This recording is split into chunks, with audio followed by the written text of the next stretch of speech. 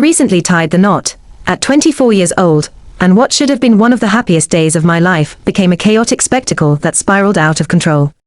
Let me explain everything from the start, so you understand how it came to be such a mess. I have an older sister, let's call her Stacy, who is 26, and the two of us have locked horns practically since we were little. Our rivalry has always been painfully real, with each of us constantly trying to surpass the other. We were raised in a home where we never openly displayed our mutual dislike in front of outsiders, but it was always bubbling just beneath the surface. Even our parents, who could see the tension plainly, never truly stepped in to resolve it or encourage us to mend our ways. This lack of intervention from them is something I believe contributed to many of the problems that followed later on. When Stacy left home at 18 to attend college, I felt an enormous sense of relief, as though a heavy weight had been lifted. I no longer had to tiptoe around her in my own home, and although she'd occasionally drop by for the holidays, I was able to enjoy some semblance of peace most of the time. However, whenever she returned, she made a point of boasting about her progress at one of the top business schools in the state, which frequently made me feel like I wasn't measuring up. I was determined, however, to outshine her by doing something bigger and better. I worked diligently and ended up getting into an Ivy League institution, a major triumph for me. It felt good to finally have something I could hold over her. My enrollment there generated a lot of praise and excitement among our family and friends, more than anything Stacy ever got. But that satisfaction didn't last very long. Soon after, Stacy announced she was starting her own business, with a financial boost from our father. Whether it was her strategic mind, sheer diligence, or a bit of good fortune, the company flourished, and she relocated to Japan to grow the technology wing of her venture. This happened a couple of years ago, and it was an enormous success. Naturally, our parents were beaming with pride. Meanwhile, I felt stuck. Although I'd landed a job after graduation, it didn't dazzle me, and I didn't feel fulfilled at all. Watching Stacy's achievements skyrocketing only heightened my insecurities, and in what I now recognize as a moment of pure foolishness, I quit my job abruptly. My rationale had been that I needed to find something more prestigious, something that could match Stacy's success, and make me feel superior again. In hindsight, staying put and climbing the ladder at that job would have been the wise move, but I was so obsessed with beating my sister that I made a choice I now regret. The emptiness that followed was tough. With no immediate employment opportunities coming my way, I slid into a sort of depressive state. My financial woes began stacking up, and it didn't help that my parents wouldn't stop talking about Stacy's flourishing tech business. It was like salt in the wound. Still, I pretended to be happy for her whenever I was around my family, concealing my jealousy, which only made me more resentful. During that lonely period, around 6 months after I quit, I met my future husband, Jackson, who was 25 at the time. Meeting him was truly life-changing. I was so desperate for a distraction from my downward spiral that I installed a dating app, figuring I would just find a few casual hookups to momentarily forget my troubles. I was borrowing money from my parents to pay rent and scrape by, constantly hearing the disappointed tone in their voices whenever I asked for help. I had saved a little of my own money from my previous job, but it vanished quickly in a swirl of bills. My frustration was soaring, and I hated how worthless I felt in contrast to Stacy. So, at first, the dating apps were purely a way to numb my stress. I went on several casual dates with men whose company didn't necessarily thrill me, but it served as a short-term way to escape my reality. Then Jackson appeared on my radar. He was an intriguing guy who checked nearly all my boxes. He'd been an excellent student in high school, but decided to follow a different path by enrolling in culinary school, and when we matched, he was working in a restaurant. He had this delightful mix of humor, charm, and a comfortable sort of confidence that I found appealing. Right from the beginning, he made his intentions clear. He was seeking something genuine and long-lasting rather than a fling. Initially, I was hesitant because I was only looking for fun, but I found his honesty refreshing. After chatting online for about 2 weeks, he asked me out. I agreed, mostly out of curiosity, and that first date went spectacularly well. It felt like our conversation flowed with ease, as if we'd known each other forever. I wasn't on edge, or trying to show off, something I rarely experienced in my relentless competition with Stacy and the pressures of my past. It was so comfortable that I allowed myself to think maybe this could grow into something real. Over the course of our next few dates, Jackson and I learned a lot about each other. Within 3 months of meeting him, I discovered I was pregnant. My biggest fear was how he'd react. Everything else was secondary. He already knew my life story, how I'd lived in my sister's shadow and struggled with my self-esteem. He knew I came from a tumultuous family environment. He was also the one to push me out of my slump and encourage me to resume my job search, eventually guiding me back to the company I'd previously quit. That alone was monumental, because it forced me to face my reckless decision-making and offered me a chance to redeem myself professionally. When I realized I was expecting, my heart pounded with uncertainty.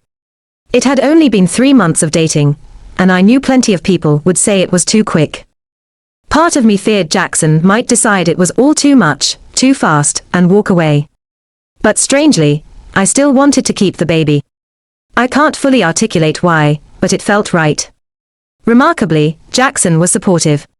He made it clear that it was my body and my choice, and he would stand by me no matter which path I took. When I said I wanted to continue the pregnancy, he was thrilled. In fact, he admitted he'd been secretly hoping I'd keep the baby too, but he'd refrained from saying so because he didn't want to scare me off or seem overbearing.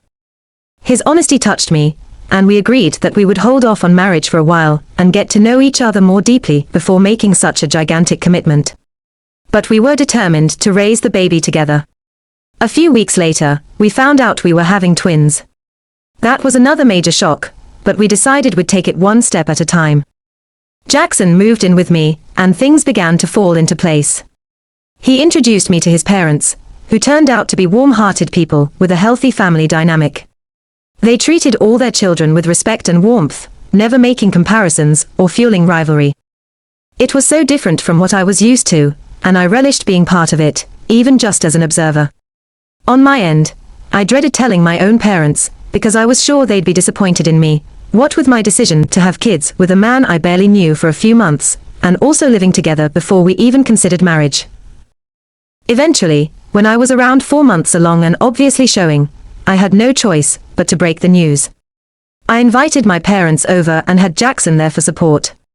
I was anticipating an avalanche of anger, harsh words, or lecturing, but instead, they were happy.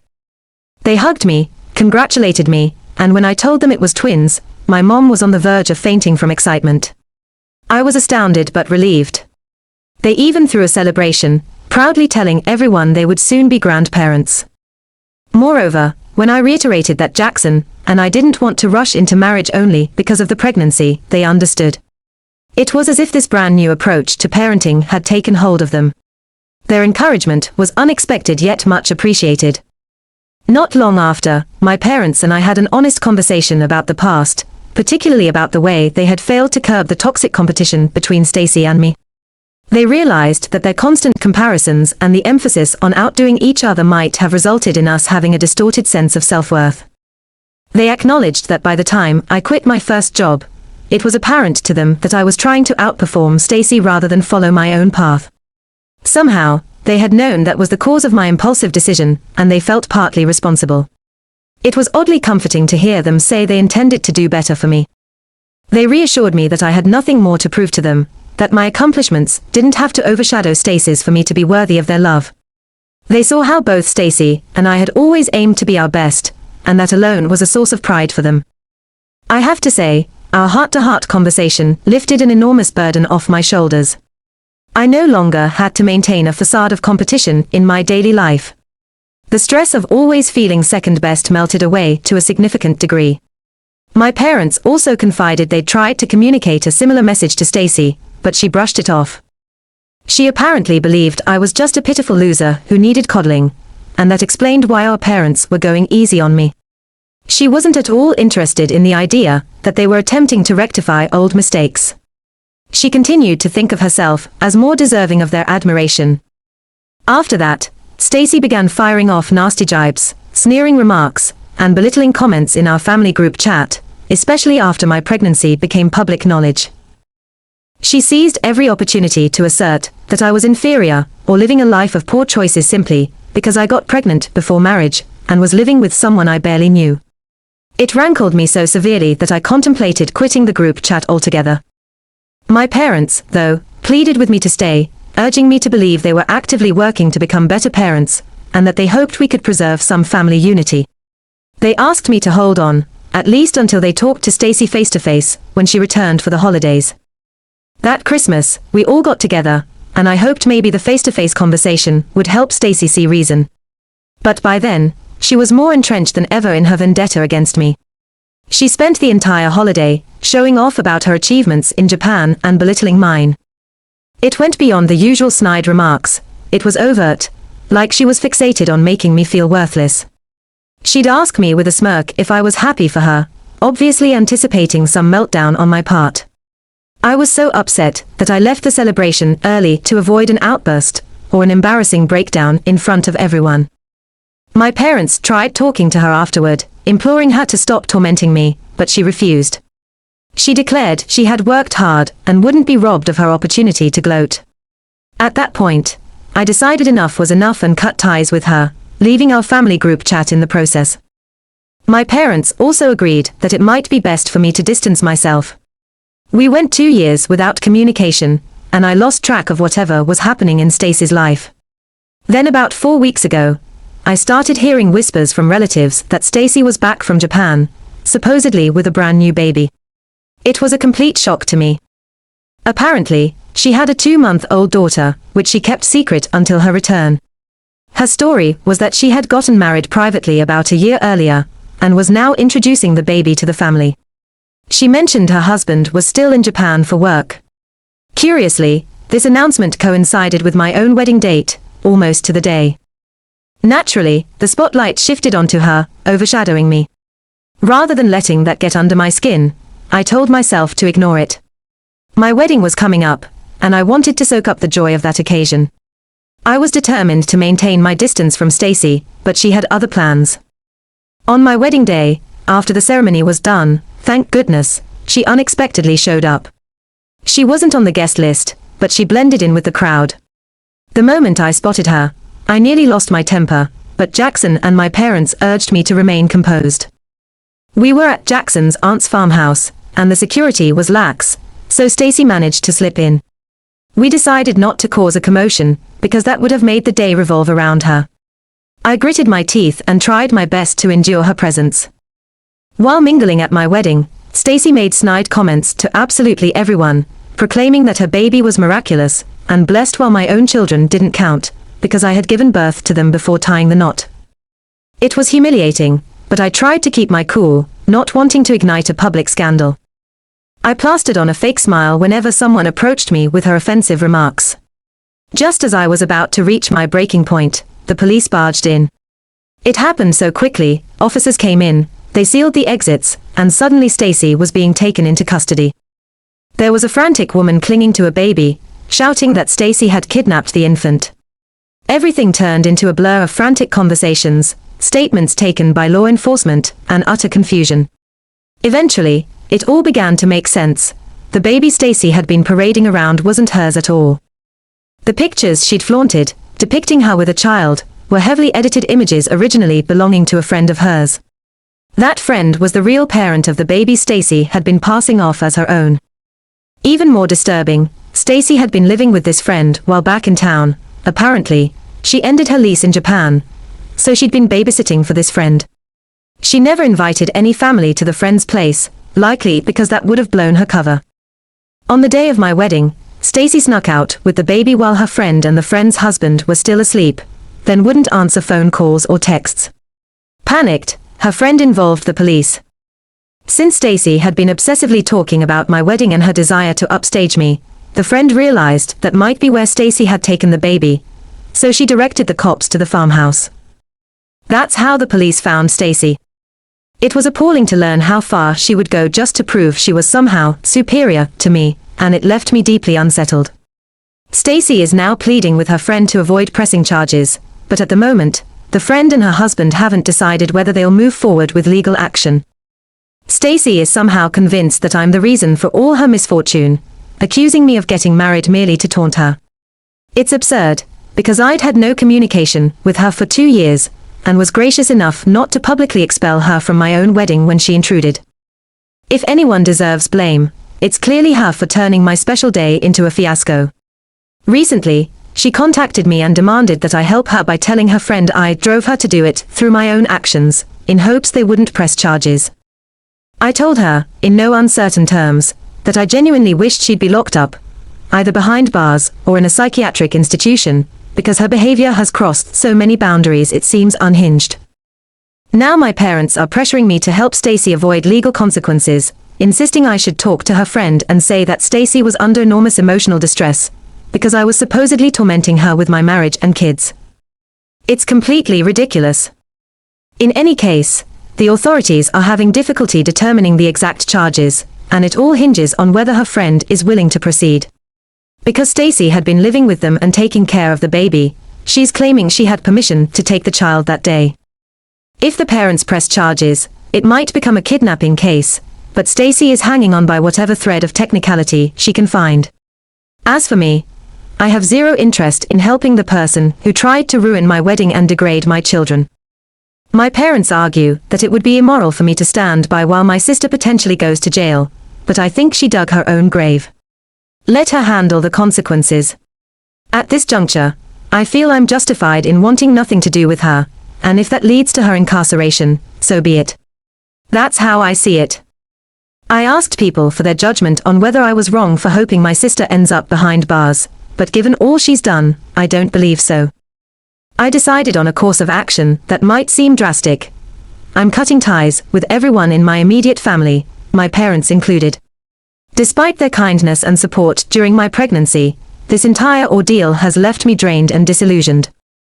I want some peace and an opportunity to savor the life I've built with Jackson and our twins, away from the ongoing family drama that never seems to end. I appreciate what my parents did for me financially and emotionally at a crucial moment in my life, but right now, I just need distance. Stacy has shown she is not worthy of my help, and my parents keep insisting I bail her out of this mess. My husband fully supports me in this, which only confirms that I'm making the right choice for myself and for our children. Some relatives have since informed me that Stacy's friend and her husband have decided to press charges. Because Stacy keeps asserting she had their permission to take the baby whenever, there's likely going to be some dispute in court. But given her disturbing behavior, such as claiming the child as her own at my wedding, it seems unlikely she'll escape unscathed. It's a messy, heartbreaking situation, but not an unexpected one. As far as my parents go, I'm not speaking to them. I'm firm in my resolve. I won't talk to them until they admit that I made the right call and apologize for asking me to shield Stacy after she turned my wedding into her personal battlefield.